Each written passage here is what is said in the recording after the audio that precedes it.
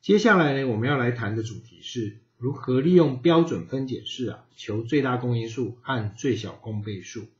第一题，找出2的3次方乘以5的平方乘以7和2的平方乘以5的3次方乘以11的最大公因数跟最小公倍数。那首先我们先来谈一下最大公因数的部分。好，所谓的最大公因数就是指它们两个数的公因数里面最大的那一个，叫做最大公因数。那什么叫公因数呢？就是这个数同时是前面这个数跟这一个数的因数。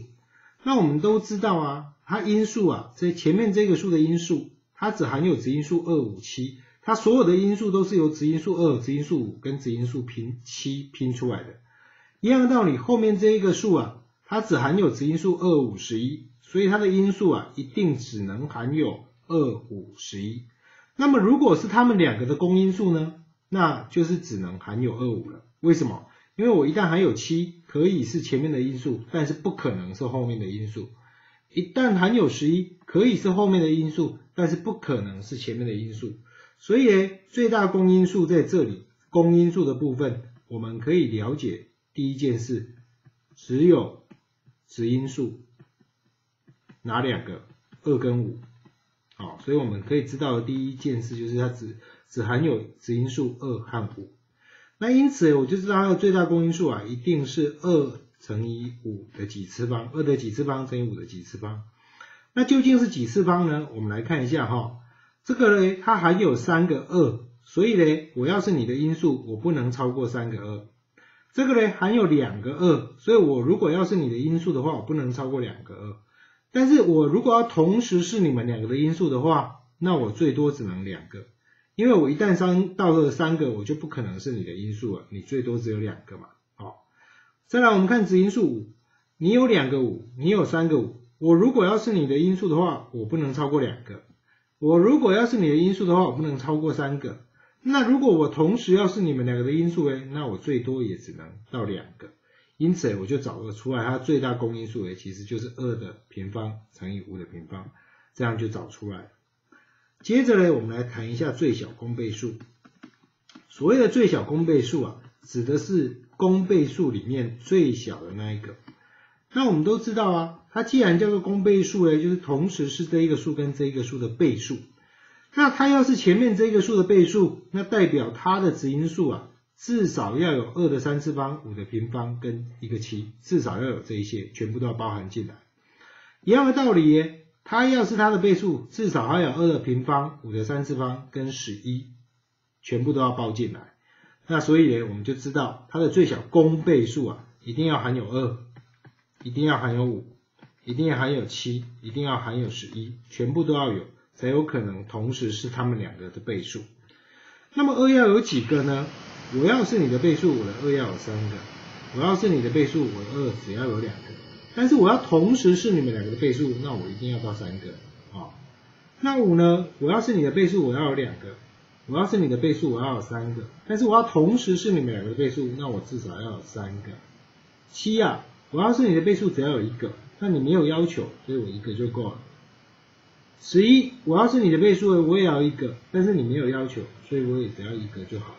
因此我就知道它的最小公倍数是2的3次方乘以5的3次方乘以7乘以11，这一题你就完成。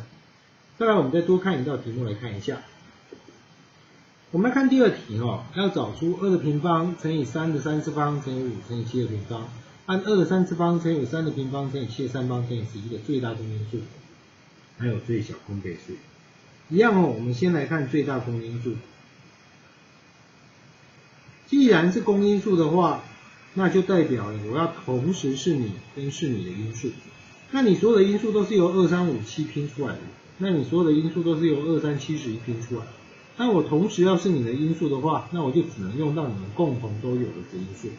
那你共同有的质因数有2、有3，还有7嘛，共同的只有2、3、7、2、3、7。我有5，你有11，这个我们都没有共同，所以就不可能是公因数。好，再来我们来看一下最多要几次方呢？你有2个2，代表什么意思？我要是你的因数，我最多不能超过2个。你有3个2，我要是你的因数，我最多不能超过3个。那如果我要同时是你们两个的因数呢？那我不能超过2个，因为超过2个就不是你的因数。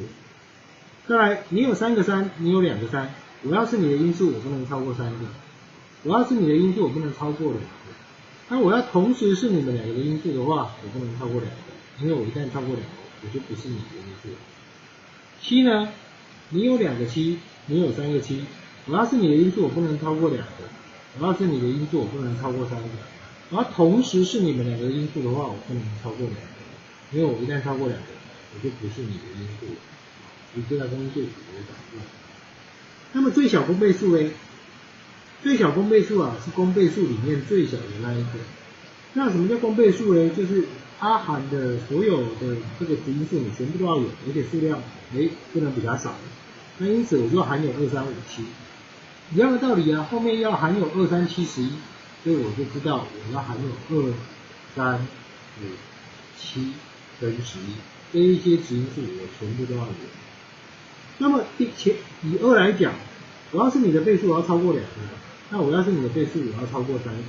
我要同时是你们两个的倍数，那我至少要3个。3来讲呢，我要是你的倍数，我要有3个；我要是你的倍数，我要2个。我要同时是你们两个的倍数，我至少要3个。5呢，我要是你的倍数要1个，你没有要求，所以我只是够了。7呢，我要是你的倍数，我要超过2个，不能少1个。